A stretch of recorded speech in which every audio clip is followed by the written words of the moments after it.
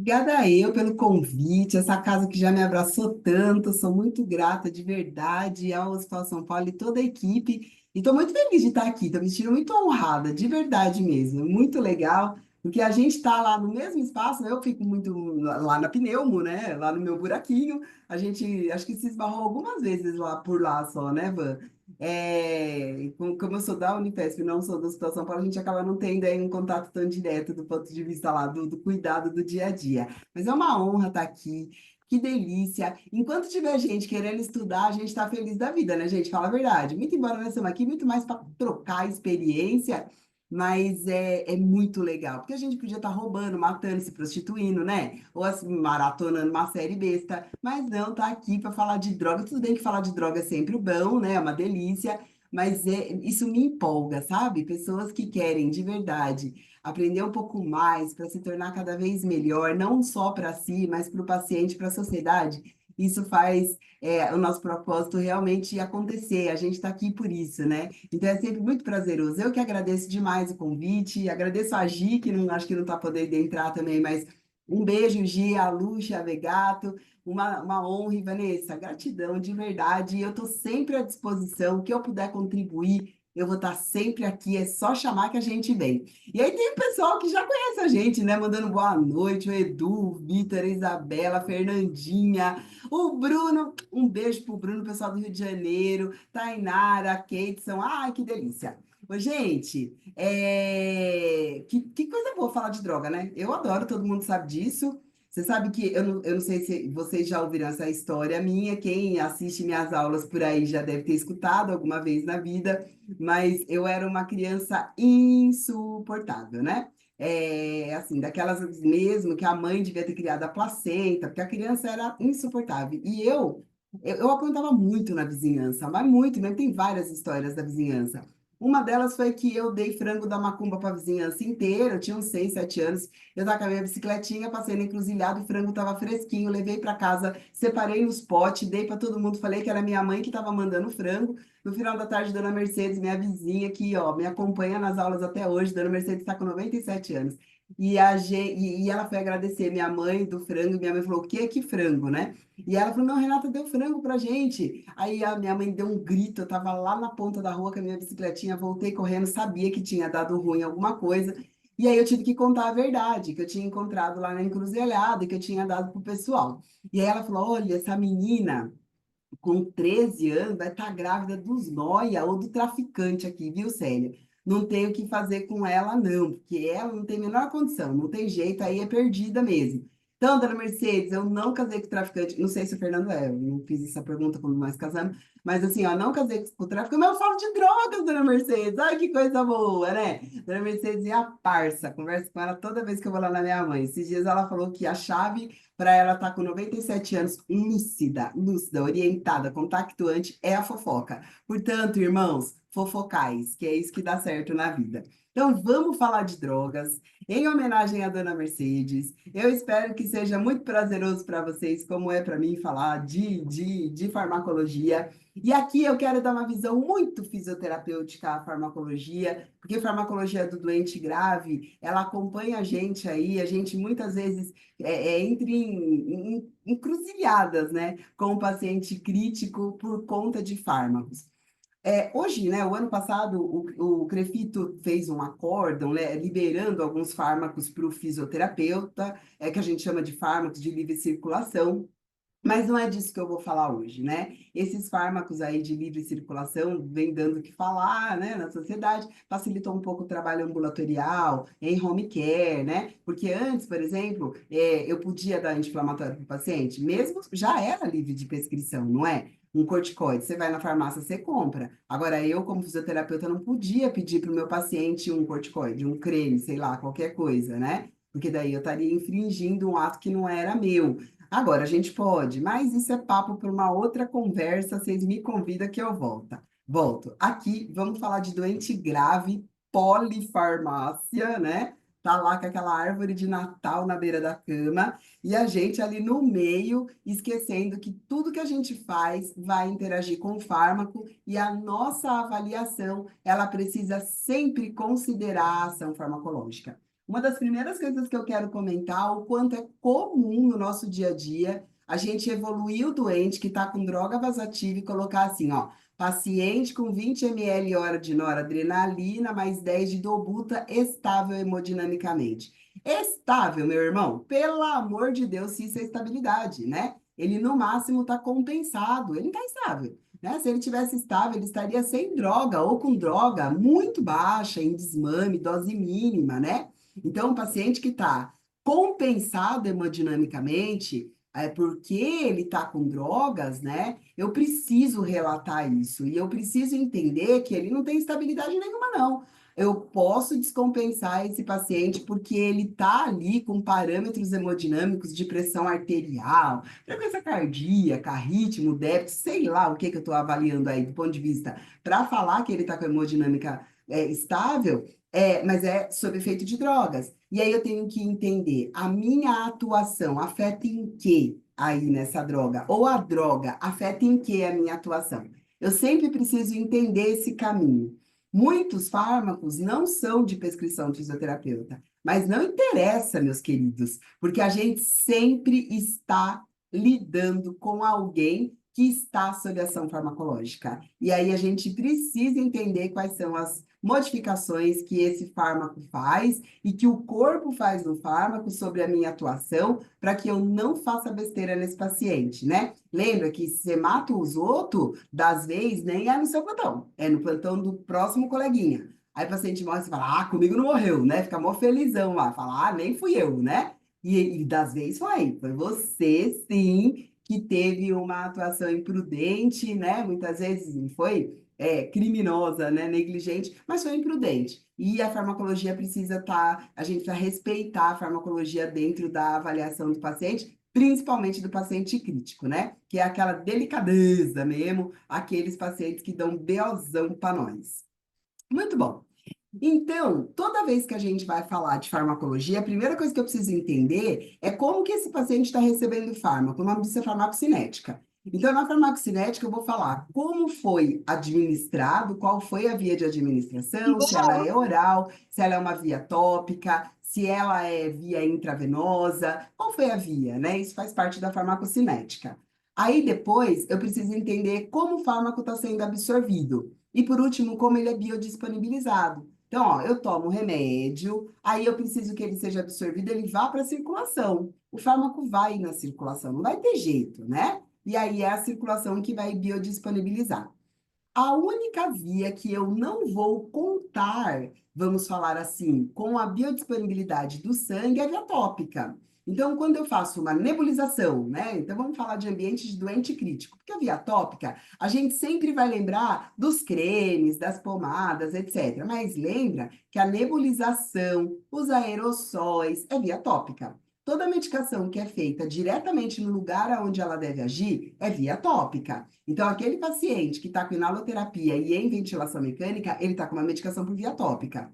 Aí eu tenho que entender o seguinte: a via tópica, ela já age direto no local da aplicação, maneirão. Só que uma parte desse fármaco vai cair na circulação, né? Então eu vou ter perda do fármaco e eu vou ter distribuição desse fármaco, portanto, ele vai agir em outros lugares. Isso acontece principalmente na nossa vida prática com aquele paciente que está utilizando beta-2 agonista, por exemplo. Está lá com inalação, agora não tem mais Berotec, né? Mas está com uma metixantina ou com terbutaline, está beta-agonizado. Esse paciente, ou está com antagonista muscarínico, ele faz taquicardia, não é? Se a via tópica é só para agir ali no lugar que ela está sendo administrada, por que que ele está fazendo taquicardia? Porque interessa. Caiu no corpo, vai ser absorvido, vai para a circulação e vai ser distribuído para outros órgãos e sistemas, né? Então, aquele povo que faz, ah, não, eu faço uma testosteroninha, mas é tópica, é gel. Aí você pergunta, quanto você faz de testosterona? Ah, só 20, né, miligramas de via tópica. Aí esquece, irmão, vai cair na circulação. E aí aquela testosterona que tá ali só na via tópica vai ficar no músculo, né? Ela vai ser biodisponibilizada para todos os órgãos e todos os sistemas. E aí depois a gente fica com aquela voz de traveco quando é mulher, fica uma maravilha, né? Os homens fica tudo com os testículos frouxos. Por quê? Porque está tomando testosterona, vai cair na circulação. E entre outros efeitos adversos aí que pode acontecer desse hormônio. Não estou falando mal, não, viu, gente? Porque das vezes é bom dar testosterona, inclusive paciente grave, né? Tem paciente que a gente está com muita dificuldade, está com fraqueza adquirida na UTI, sarcopênico 1000 cruzes. Será que é um paciente candidato a anabolizar? Das vezes é, né? E aí a gente vai entrar com anabolizante, mas sabendo que mesmo sendo feito por via tópica, eu vou ter distribuição. Uma outra coisa que eu tenho que pensar é que o fármaco, ele é legalzão assim, ó. Eu administro, ele faz o efeito dele, ele é inativado e excretado. E aí eu preciso entender como que ele vai ser excretado, inativado, excretado. A excreção vai ser por via circulatória também, seja sanguínea ou linfática, vai ser por via circulatória. E aí eu quero acelerar esse processo, né? Então, toda vez que eu faço um exercício que aumenta a frequência cardíaca, por exemplo, um exercício aeróbico, e aí o paciente está lá no leito, estou fazendo ciclo ergômetro, estou fazendo sentar e levantar, estou fazendo rolar na cama, né? Um exercício ativo que às vezes para qualquer pessoa não aumentaria a frequência cardíaca, nesse paciente eu vou atingir frequência cardíaca mais alta, porque ele estava lá imobilizado, paradão. E é o que eu quero mesmo, né? Tô fazendo exercício aeróbico nele, tô fazendo um treino cardiovascular iniciando muitas vezes. E aí eu tenho que ter em mente que toda vez que eu chego no limiar aeróbico, que vai ser uma frequência cardíaca submáxima aí de 65% aproximadamente, né? Lembrando que a gente, no doente crítico, calcula a frequência cardíaca submáxima sempre pela fórmula de Carnot, né? Você não vai fazer frequência cardíaca submáxima de acordo com a frequência normal do paciente, né? Só para lembrar disso. Então, ó, se você não lembra, é o seguinte: como você calcula a frequência cardíaca alvo para o teu paciente? Você vai pegar a frequência cardíaca máxima dele, e aí você pode ou usar o teste ergospirométrico se ele tiver, se ele não tiver, você pode usar a fórmula de Tanaka, que é 220 menos 0,8 vezes a idade. Aí você vai achar a máxima, né? Tem outras fórmulas, viu, gente? Vê qual é o protocolo do seu serviço. Então, 220 menos 0,8 vezes a idade, você acha a máxima. Não é nessa frequência que eu vou fazer o exercício com o meu paciente. Aí, eu vou pegar a frequência cardíaca de repouso dele. Então, eu vou deixar meu paciente bem paradinho, bonitinho lá, estável por um tempo, e vou ver qual é a frequência cardíaca dele quietinho. E aí, eu vou pegar a frequência máxima que eu calculei, ou que eu vi no teste lá de esforço, menos a frequência de repouso dele. Aí, eu vou ter a frequência cardíaca de reserva, né? E aí eu vou fazer o cálculo da frequência cardíaca de treino pela frequência de reserva, tá? Não é pela frequência cardíaca máxima, se você não quiser matar os doentes. E ó, matar não é bom, Deus fica sabendo, você vai para o inferno. E se a gente estava reclamando do calorão que estava fazendo no Brasil aí esses dias atrás, eu, por exemplo, não dou conta do inferno, porque eu estava morrendo, a pressão baixando, estava irritada, não conseguindo dormir. Aí eu fiquei pensando, melhor eu ser boa. Porque se lá for calor igual estava no Brasil, nós estamos lascados. Então pensa nisso antes de fazer besteira com o doente. Morre, vai pro inferno. Aí, ó, calculei a frequência cardíaca de treino do meu paciente. E sabe, meus queridos, deixa eu contar um segredo para vocês. Depois, você chegou na beira do leito, você tinha que saber essa frequência cardíaca, não é? Tinha que saber. Coloca lá na pesquisa da evolução já, lá na sua anamnese, na sua avaliação. Porque, ó, tudo que você faz com o seu paciente de exercício, você precisa ter frequência cardíaca alvo. Às vezes a pessoa fala assim para mim, professor, andar no corredor é fisioterapia ou é passeio? Depende. Pode ser passeio. Se for passeio, não precisa do ser, você vai fazer outro negócio, né? Agora, se for fisioterapia, eu tenho frequência cardíaca alva, eu tenho tempo. Qual a escala que eu estou usando de falta de dispneia, por exemplo? Posso usar uma escala de sensação subjetiva de desconforto, MRC, Borg, seja lá o que for. Eu tenho saturação alva para esse paciente durante esse exercício? Aí, caminhar no corredor passa a ser fisioterapia.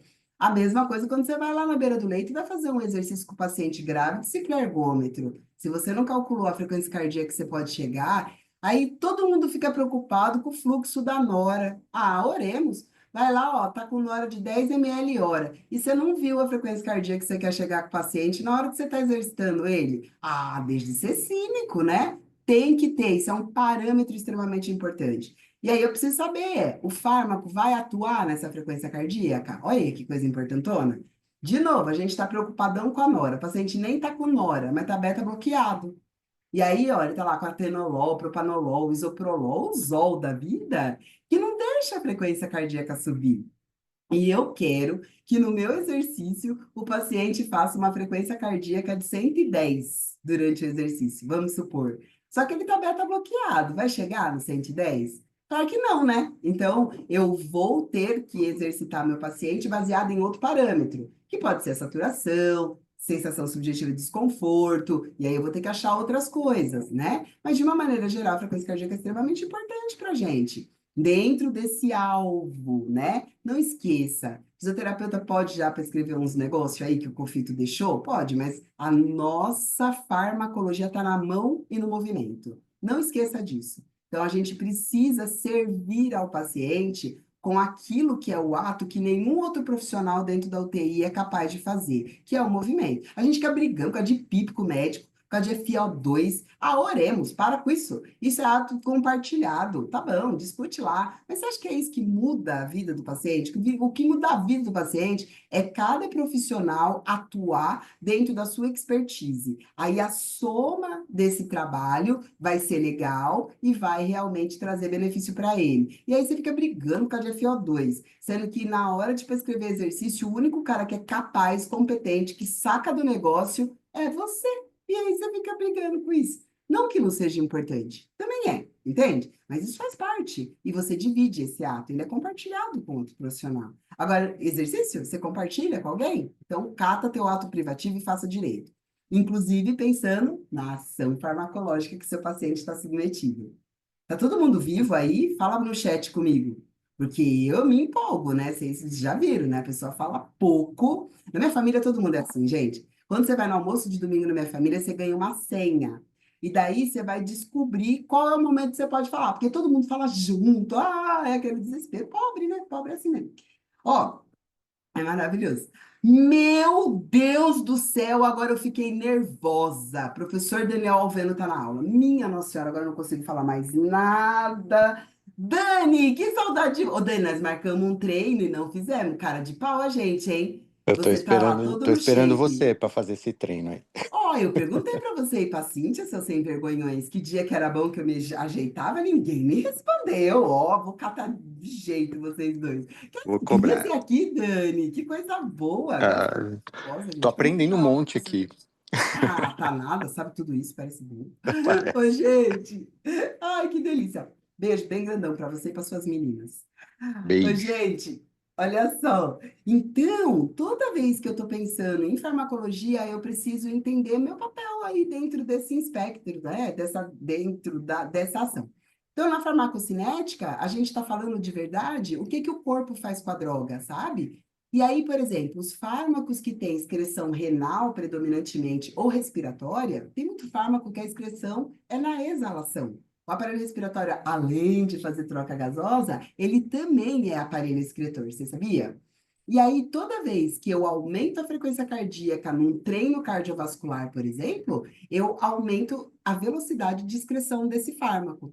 Das vezes, nós estamos lá arrasado porque desligaram a sedação e o paciente não acordou. Ele não, ai, tá. A gente, ultimamente, eu também não acordava não, viu? De verdade. Eu ia ficar bem sedada, deitadona lá, dando uma dormida enquanto o povo faz as coisas em mim. Principalmente nos lugares que o fisioterapeuta faz imobilização passiva. Ai, que gostosinho, a pessoa balangandinho meus braços e minhas pernas, enquanto eu durmo com efeito residual de dormonide. Meu sonho.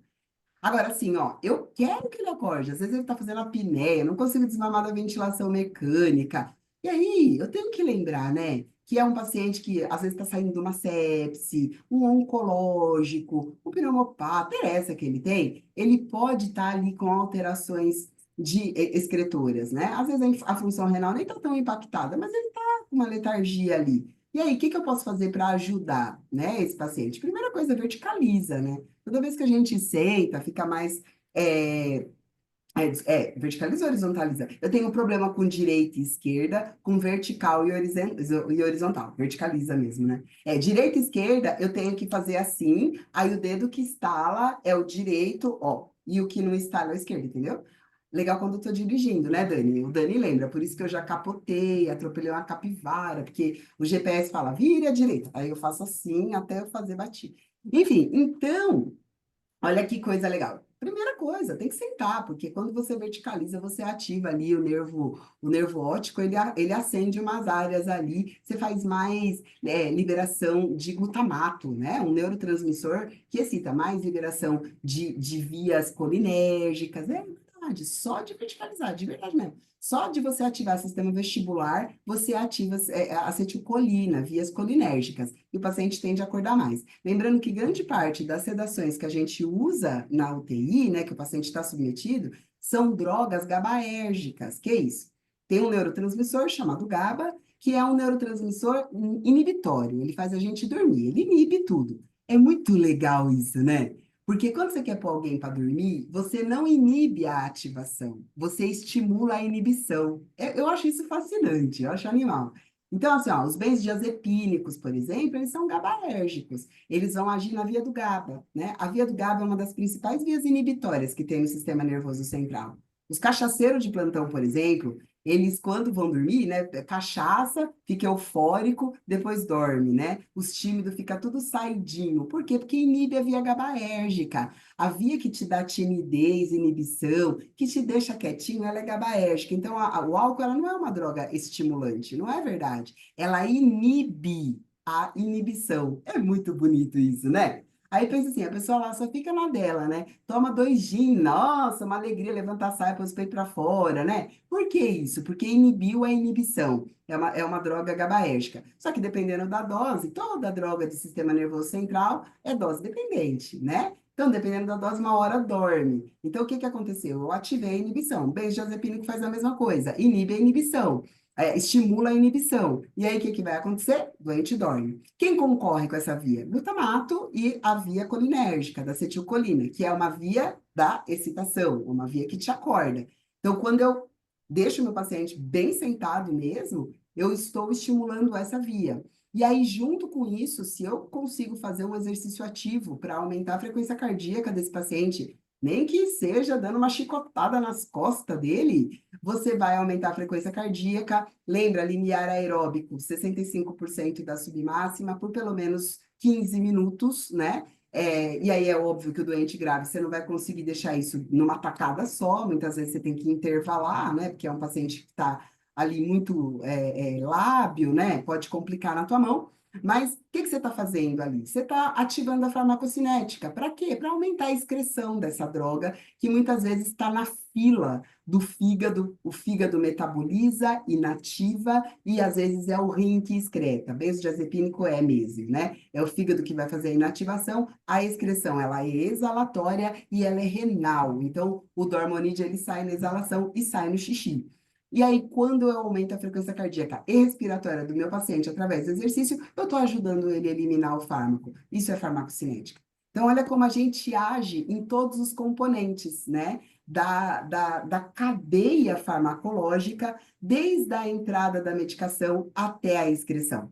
Quando a gente fala de vias de administração tópica, eu também vou interagir. Se eu faço uma pomada, por exemplo, e eu aumento a temperatura corporal, seja porque eu coloquei algum recurso térmico, ou seja porque eu aumentei a temperatura através do movimento, eu aumento a absorção, né? Eu vou fazer esse fármaco chegar mais rápido na circulação, e ponto final. Então, eu quero isso, eu quero que acelera, né, essa absorção. A gente, ou mesmo por movimentação mecânica, e ontoforese, você usa ultrassom para quê? Para empurrar a medicação mais rápido?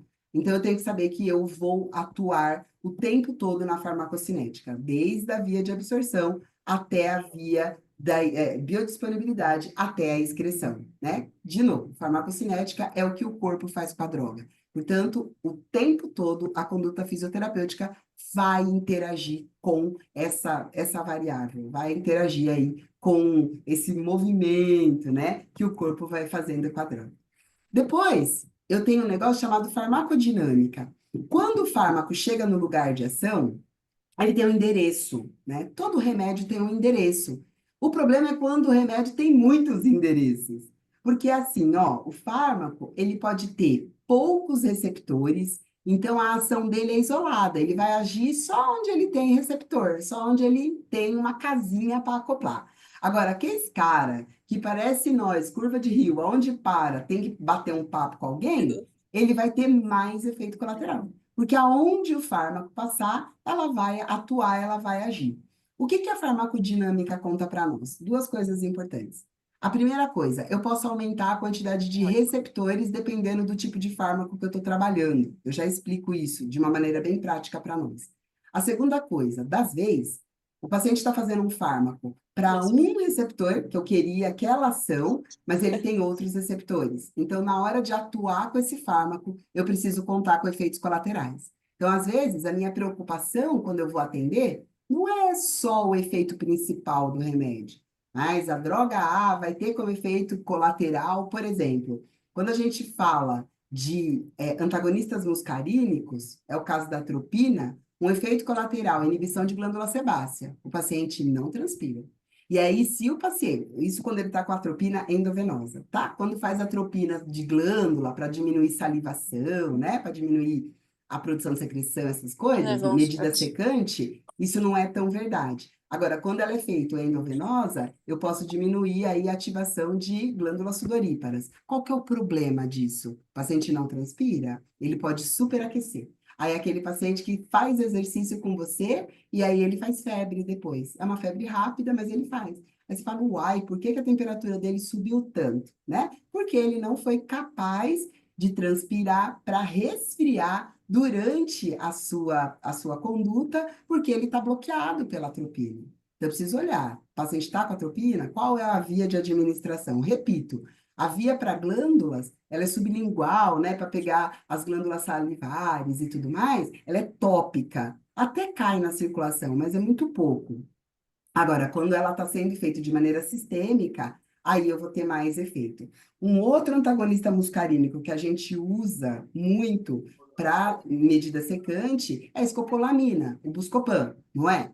Então, ó, pense comigo, se ele está feito na glândula, eu não tenho que me preocupar com glândula sudorípara. Agora, se ele foi feito via oral, endovenoso para dor, por exemplo, né, para dores abdominais, aí eu vou ter que me preocupar, porque é um paciente que não vai suar, não vai transpirar. E aí, na hora que eu faço aquele aumento de temperatura corporal, que ele deveria transpirar para resfriar, não vai rolar. E aí, o meu paciente pode fazer hipertermia, e aí, de novo, eu posso complicar a vida do paciente por conta disso. Tudo bem? Combinado?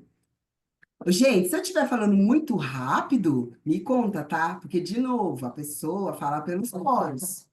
Tá tendo o jogo do Corinthians, nós mora na Zona Leste, né, Dani? Vocês escutaram, né? Agora, eu nunca sei se é Rojão, se é arma. Se fosse em Guarulhos, da onde eu nasci, lá na minha mãe, eu ia ter certeza que era tiro, né? Lá na rua de casa, tal, o pessoal, Papai Noel, né? Papai Noel é traficante lá do bairro. Então, a droga tinha chego. Mas aqui eu fico pensando se é o Corinthians ou se é arma. Eu acho que na Zona Leste deve ser arma também. Nós estamos muito perto da Aricanduva aqui.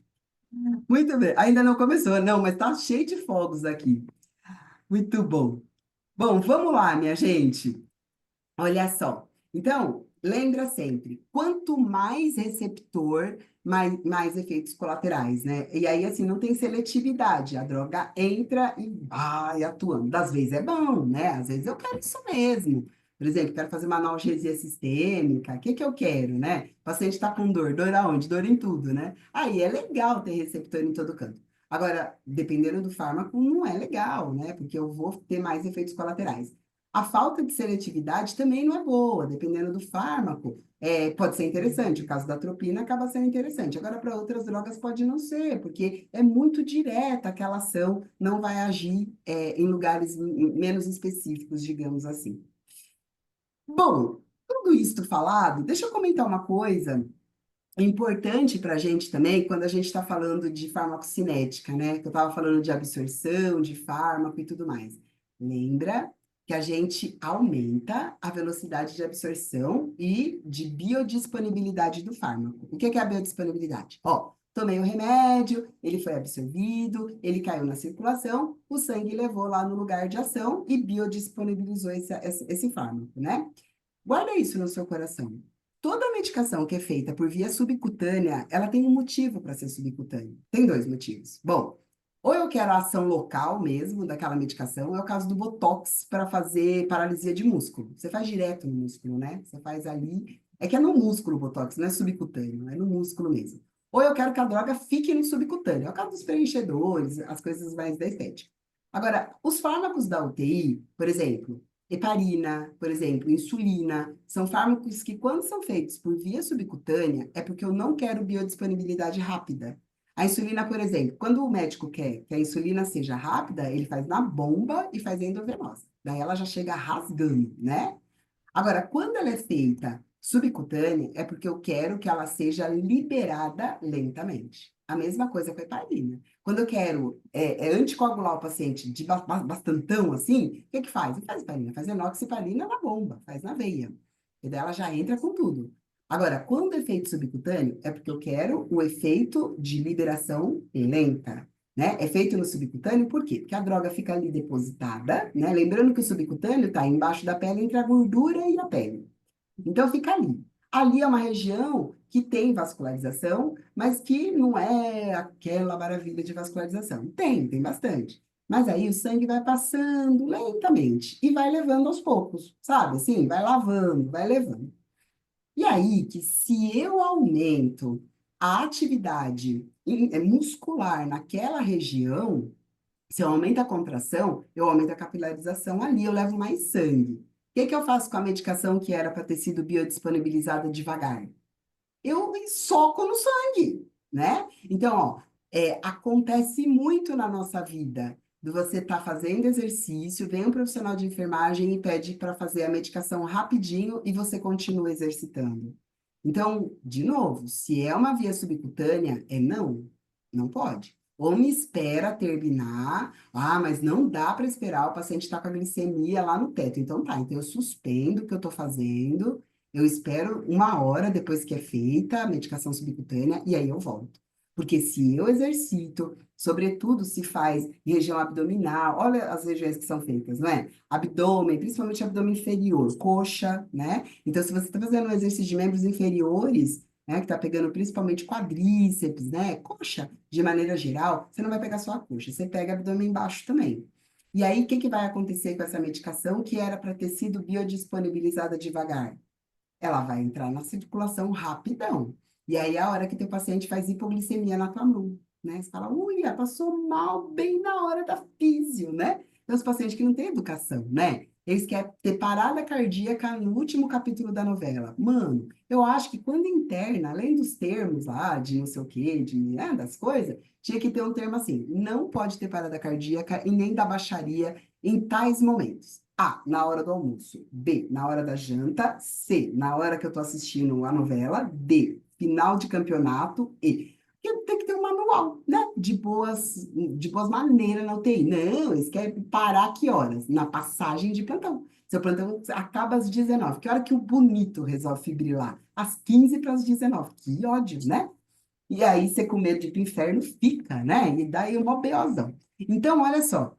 Não pode, né? Se você tem uma via subcutânea, você não vai exercitar esse paciente na hora que está sendo feita, né? Então, você espera uma hora, acabou de fazer. Espera uma hora e aí você exercita. Então, olhem a prescrição, olhem o horário que a enfermagem colocou, né? Se já foi feito, Bom, eu espera posso ali a falar uma horinha para dar tempo da droga sobre chegar no lugar e o aí depois você Genetinho faz o e o exercício. O2, no caso, o Ó, plasma tem alguém, sanguíneo, que vai tem para o alguém. tecido conjuntivo. Eu entendi que Peraí, começa de novo, que eu estava falando em cima de você. Vai lá. Tem alguém com o microfone ligado. Mas eu acho que ela ia fazer uma pergunta, Gi. Será que foi pergunta? Não? Porque ela falou tão bonito de tecido conjuntivo, fiquei até arrepiada aqui. Não é, não? Era só eu feliz? Ah, que triste. Tava até gostando. Bom, se quiser, ou colocar aí no chat, ou daqui a pouco chama de novo que a gente responde, tá bom? Bom, então é isso que eu precisava falar, que isso é extremamente importante. Vamos para os fármacos. Ô, gente, olha só, toda vez que a gente está falando de drogas de doente grave, a gente pensa logo de cara em função cardiovascular e de certa analgesia. Tem outras drogas? Claro que tem, mas daí a gente vai precisar de uma maratona, né? Vocês me convidam qualquer dia para fazer vários pedaços de farmacologia? Aqui eu vou dar uma visão bem geral, bem macroscópica mesmo, né? Não dá para a gente entrar em tudo, mas só os cuidados. Agora, tem que lembrar sempre assim, ó. Fármaco vasoativo, né? As drogas que agem no sistema cardiovascular, elas podem agir em duas áreas, basicamente. No sistema nervoso autônomo ou ela vai agir no sistema hormonal. Só que assim, ó, o sistema hormonal de regulação da pressão arterial, ele vai ser ativado exatamente pelo sistema nervoso autônomo. O centro vasomotor, quando ele é ativado pelos barroceptores, lembra dos barroceptores? São os sensores de pressão que ficam na carótida e no arco aórtico. Aí, toda vez que o sangue passa ali, ele conta para o tronco encefálico quanto está de saturação de PaO2, de pH, e aí ele ajusta a frequência cardíaca, respiratória, a profundidade, né, as incursões respiratórias e a pressão arterial. Então, esse sistema vasomotor, ele vai ativar quem? O sistema nervoso autônomo, simpático ou parasimpático. O sistema nervoso parasimpático vai atuar mais na frequência cardíaca e na resistência vascular periférica, enquanto que o sistema nervoso simpático, ele atua em tudo, na resistência, na frequência, na força, né, que é como é que chama? O inotropismo e no tônus venoso, né? Então, grande parte das drogas que a gente está vendo o paciente na UTI está atuando de sistema nervoso autônomo simpático. A grande maioria das drogas vasoativas, né, acabam atuando ali. E esse sistema nervoso autônomo, ele retroalimenta o sistema de regulação hormonal, que é desencadeado pelo rim, sistema renina, angiotensina, aldosterona, e a vasopressina, que sai lá do hipotálamo, né, que sai da neurohipófise. Então, assim, eu tenho um sistema de regulação que é hormonal, mas ele é ativado pelo sistema nervoso autônomo. Por que que eu estou falando isso? Grande parte dos fármacos que a gente toma em casa, por exemplo, para regulação da pressão arterial, até da frequência cardíaca, elas são periféricas e elas atuam muito mais no sistema hormonal. Por exemplo, ó, uma pessoa que toma um captopril para baixar a pressão, ele está bloqueando a enzima conversora de angiotensina hormonal, né? Se eu estou tomando um BRA, que é um bloqueador de receptor de angiotensina, por exemplo, uma losartana, valsartana, azana da vida, eu estou atuando, bloqueando um hormônio. Ou se eu estou usando um diurético de alça, uma furosemida, uma hidralazina, eu estou atuando lá na recaptação, né, de sódio e potássio e aumentando a excreção lá pelo rim. Então, assim, vamos falar, não precisa de monitorização.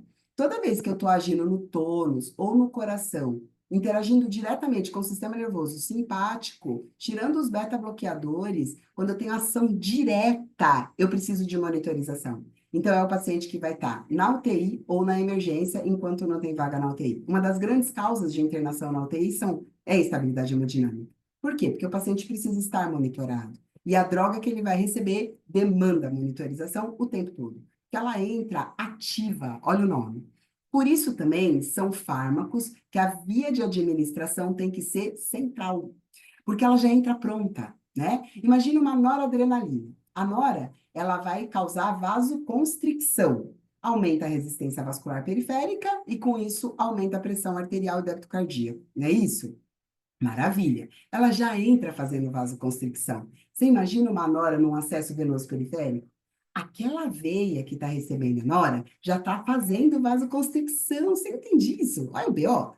Conclusão. Eu posso causar uma obstrução desse vaso, um enrijecimento, e eu posso, inclusive, necrosar, perder a vascularização ali, e eu diminuir o aporte sanguíneo naquela região? Posso. Em criança, é uma desgrameira. Então, assim, ai, parou, estava sem acesso. É periférico mesmo, né? Só que você vai ver que dentro de 1 a 2 horas, no máximo, o médico vai passar um acesso central. E aí, esse paciente precisa realmente receber essa droga direto no ventrículo direito. A outra causa, né, da droga vasoativa ser no ventrículo direito, aí você fala, mas isso é a nora e a dobuta, né? A dobuta não é vasoconstrictora, a dobuta é inotrópica. Por que que tem que ser direto no coração?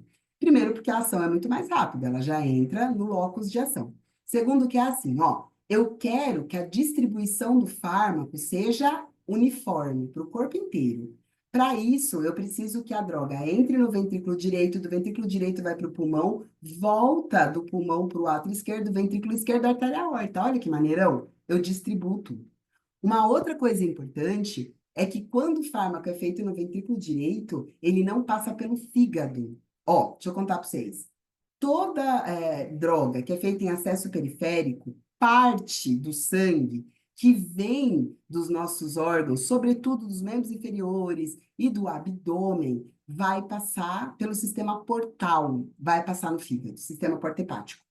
né? Então, uma parte do sangue, mesmo que venha dos membros superiores, ele vai passar pelo sistema porta-hepático. Tem que passar pelo fígado. Por quê? Porque esse sangue ele vai sofrer um metabolismo, inativação de toxina antes de chegar no coração.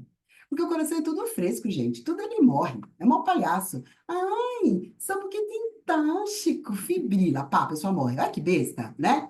Então, assim, o fígado é o cara da hora, né? Porque ele segura a bronca das desgrameiras que nós colocamos para dentro antes de chegar no frescão do coração. Toda mulher de TPM. Ai, quero chocolate e morre, né? Então, o fígado, ele vai metabolizar 75% da volemia sanguínea antes de entrar na veia cava. Né? Para quê? Para chegar no coração com a lixaiada pelo menos controlada, né? Com albumina suficiente.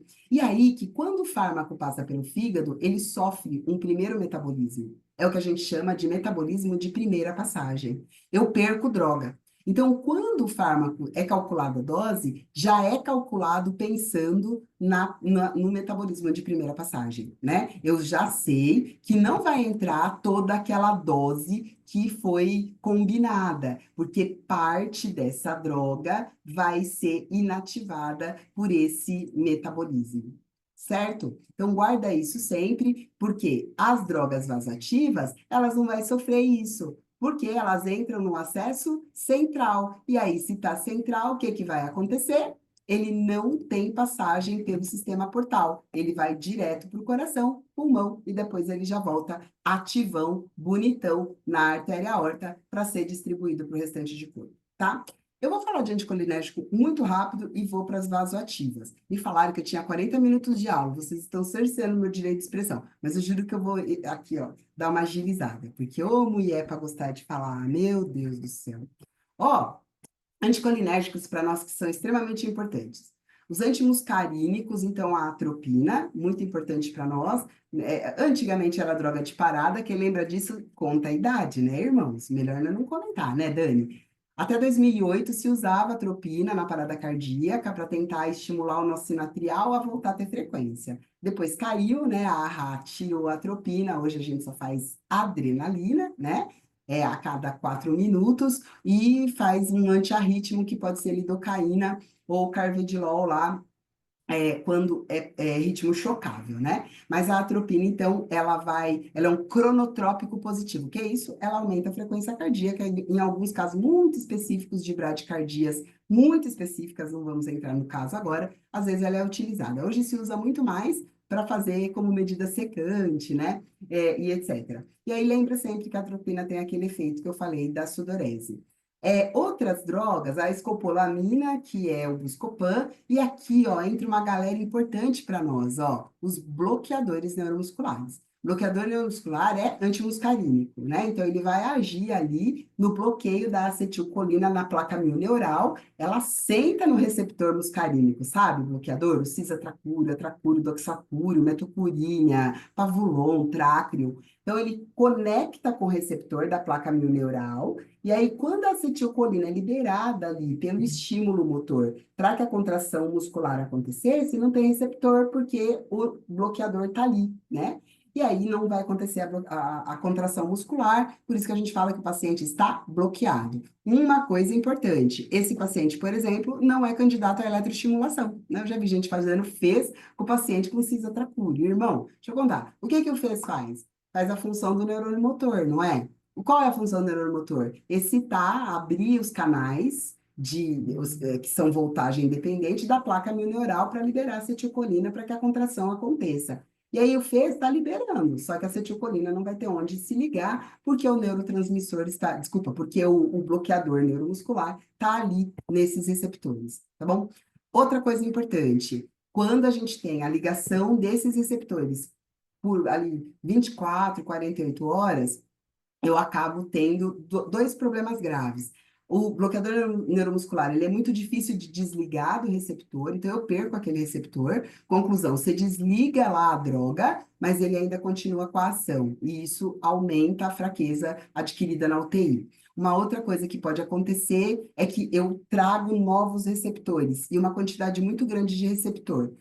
Isso aí a gente chama de efeito de tolerância. Agora, para minha placa neural conseguir ativar uma contração muscular, tem que liberar uma quantidade absurda de acetilcolina. Você entendeu o que eu falei? Ó, é igual colocar mel, vai chegar um monte de abelha, né? Quando eu faço o bloqueador neuromuscular, eu ativo mais receptor de acetilcolina. Conclusão, mesmo estando desligado, quando eu quero que o meu paciente volte a ter movimento, ele teria que liberar uma quantidade muito maior de acetilcolina do que ele tem. E aí a gente perde esse músculo. Por isso que tem paciente que fica bloqueado lá, 72. Eu peguei paciente na COVID bloqueado por 12 dias, tá tetraplégico, né? Por quê? Porque ele tá tetraplégico, mas não é medular, é periférico, é na placa. Ele tem sensibilidade, porque a acetilcolina só pega miótomo, não pega dermátomo. Então, terminação sensitiva tá ali, tá normal. Mas ele não tem contração muscular mais. O paciente tá flácido, né? Essa musculatura foi para o espaço. Por isso que bloqueador neuromuscular é com parcimônia, cuidado e somente na fase super aguda, quando muito necessário. Virou modinha, né? Tudo aí dá uma bloqueada, né?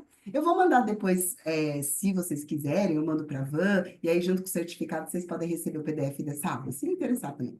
Bom, aí alguns anticolinérgicos. Então, ó, importantíssimo a questão da transpiração, pode causar hipertermia, ele aumenta a frequência, pode ter aumento da frequência cardíaca, né? E aí pode ter ali uma arritmia, cuidado, porque lembra, ele age também lá no nosso sinatrial. O paciente pode ficar fotossensível, então um pouco mais irritado à luz, e aí cuidado com aqueles pacientes que são convulsivos, né? Que tem epilepsia, por exemplo, aumenta a sensibilização, e aí a hora que você vai movimentar, ele pode ter crise epilética, ter convulsão com você, e ele pode dar aquela sedada, né? Às vezes ele tá com o antimuscarínico por outras causas, mas ele pode sedar. Agora, as drogas vasoativas são as chamadas simpaticomiméticas, são drogas que vão ativar o sistema nervoso autônomo simpático. E aí a gente tem as mais importantes aí, a adrenalina, ela tem um efeito vasopressor, mas o efeito dela também é cronotrópico. O mais importante até é o cronotrópico. O que que ela faz? Aumenta a frequência cardíaca e tem um efeito secundário vasopressor. A noradrenalina, ela é potencialmente potente mesmo, vasopressora. Não tem ação tanto na frequência cardíaca, ela aumenta a resistência vascular periférica, né? Porque ela faz a contração da túnica íntima e do músculo liso do vaso, e aí aumenta o débito cardíaco e a pressão arterial. A dopa é vasopressor e é inotrópico, depende da dose, né? No choque cardiogênico vai ser uma boa droga, já no choque séptico é a nora mesmo que é utilizada. A dobuta inotrópica é a droga de escolha no choque cardiogênico, né? O que é inotrópico? Aumenta a força contrátil do coração. A milrinona, que é mais usada, na verdade, na pediatria do que em adultos, né? Ela também é inotrópica positiva. A milrinona também ela é muito usada naqueles pacientes que estão na fila de transplante, né? Assim, para manutenção, até ele conseguir. E quando a gente fala de droga vasoativa, a gente só lembra das drogas que aumentam a pressão. Mas eu não posso esquecer das drogas que diminuem a pressão, porque elas também estão agindo no sistema nervoso autônomo, só que bloqueando nesse caso, que é o caso do nitroprusiato sódico, que é o nipride, né, que é um potente hipotensor, por isso que também é feito na UTI, também demanda monitorização contínua. E a nitroglicerina, que é vasodilatador, mas ela pega bem bastante coronárias. Por isso que é uma droga muito utilizada nas síndromes coronarianas agudas para vasodilatar, tirar dor, né? Porque reperfunde ali. Aqui, gente, são algumas doses preconizadas. E aí eu estou finalizando já, mas eu quero deixar uma reflexão importante para vocês, que quando você fala de dose, a gente está muito acostumado a associar a dose com fluxo. Na bomba, eu tenho fluxo. O que é fluxo? Fluxo é velocidade. Ó, estou bebendo esse copo d'água, eu posso beber bem devagarzinho, fluxo baixo, ou eu posso beber de uma vez. Se fosse cerveja, imagina que eu dava 2 goles, né, Dani? A gente já tinha bebido um copo, mas fluxo alto. Mas assim, ó, ar, né? Quando você está trabalhando na ventilação mecânica, se você aumenta o fluxo, não diminui o tempo respiratório? Por quê? Porque o ar entra rapidão, não é? A mesma coisa é a droga, irmãos. Então, ó, quando eu falo que a nora está 10 ml hora, o que eu estou falando é que o fluxo de entrada na circulação é de 10 ml dividido em 60 minutos, né? Em uma hora. Vocês entendem? É fluxo, não é dose. E aí, quando você pega as diretrizes de prescrição clínica de exercício, de mobilização precoce em pacientes com drogas vasoativas, eles falam de dose completa. E aí você precisa multiplicar a dose pelo fluxo. Por exemplo, a adrenalina, que é a droga mais comum no nosso meio, né? A gente vai ter ali, geralmente, a diluição normal é uma ampola para 100 ml de diluente, geralmente soro fisiológico. Agora, aí eu vou ter ali, vamos supor, tá 10 ml hora, se eu for ver, 10, né, se ela tá a 10 ml hora, uma ampola, eu tenho 10 miligramas quilo minuto. Agora, se eu tenho, por exemplo, duas ampolas e tá 10 ml hora, eu não tenho 10 ml, eu não tenho 10 miligramas mais, eu tenho 20 miligramas minuto. Vocês entendem o que eu estou falando? Então, as diretrizes, elas falam, por exemplo, que para a gente fazer exercício fora do leito, o paciente pode estar com, no máximo, 10 miligramas minuto com estabilidade ou compensação hemodinâmica, não é isso? Não é 10 ml hora, é 10 miligramas quilo minuto. Então, você tem que pegar a dose completa. Veja na prescrição como está a diluição. A droga pode estar hiperdiluída. E aí, ela colocou lá uma ampola para 200 de soro. Então, na verdade, se está com 10 ml hora, uma ampola para 200, 10 ml hora, eu estou com 5 miligramas quilo minuto. Vocês entenderam? Então, não olhe o fluxo. Isso vale para ser da analgesia também. Quanto ele está com dormonide? Às vezes a pessoa fala, tá baixinho, tá com 5. Mas qual é a diluição? Se é a diluição normal, neutra, que é de uma ampola para 100, tá tudo bem. Agora, se não, muda a dose, né? Então, toda vez que a gente pensa em evoluir exercício, em treinar, às vezes o paciente não estava fazendo, você está progredindo o treinamento dele, seja de treinamento muscular respiratório ou de musculatura periférica, eu tenho que ter critério hemodinâmico, né? E por último, mas não menos importante, não esqueça que os inotrópicos positivos, quando ele aumenta, aí eu estou falando da dobuta, da dopa, da miorinona, da anrinona, quando ele aumenta o inotropismo, imediatamente eu diminuo o cronotropismo. A dobuta causa bradicardia, porque é mecanismo compensatório. A gente podia falar disso aí até amanhã, né? O mecanismo de Frankenstein, mas não vamos entrar nesse detalhe, mas o centro, o tronco encefálico, toda vez que eu aumento a força de contração e aí aumenta o poder de ejeção, a fração de ejeção e o débito cardíaco, a frequência cai. Então, nesses casos de pacientes que estão com dobutamina, se ele puder se exercitar, se você vai fazer um exercício cardiovascular, por exemplo, um aeróbico, a frequência cardíaca não é um bom parâmetro de prescrição de exercício. Você vai precisar aí ou de usar uma escala de dispneia, subjetivo de dispneia, você vai calcular em BETs, né, em equivalente metabólico, você vai ter que usar outra forma de prescrever o exercício, porque a frequência cardíaca não vai ser sua amiga, ela não vai te ajudar.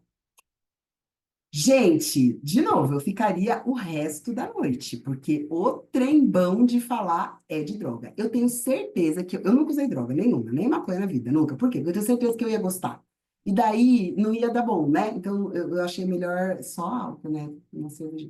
Mas enfim, é um negócio muito legal, mas o convite mesmo é a gente trazer aqui essa reflexão do impacto da farmacologia no trabalho do fisioterapeuta e do impacto da fisioterapia na farmacologia, sabe? Colocar a lupa fisioterapêutica no paciente de uma maneira mais completa, né? A gente aprende farmacologia muitas vezes com médico, com farmacêutico, na faculdade, na pós-graduação, enfim. É difícil a gente fazer essa extração com a nossa lupa, não é? Porque é uma lupa muito específica. Por isso que eu convido vocês a estudar farmacologia e colocar a nossa lupa. Você não vai achar isso em livro, você vai ter que ficar extraindo isso de publicações, né, de trabalhos ali e tudo mais, para você correlacionar esses dados que a gente está trazendo aqui.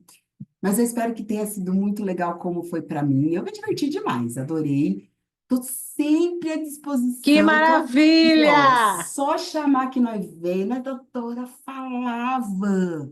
E olha, é uma alegria, obrigada, de verdade. Vocês não sabem como eu me senti feliz e honrada mesmo pelo convite. Que coisa gostosa, tá entre amigos, numa casa que eu respeito, que sempre me abraçou. Poxa vida, tô feliz demais, viu? Obrigada de verdade. E aí, Tutânia, assistindo minha aula, fiquei mal nervosa, uma autoridade.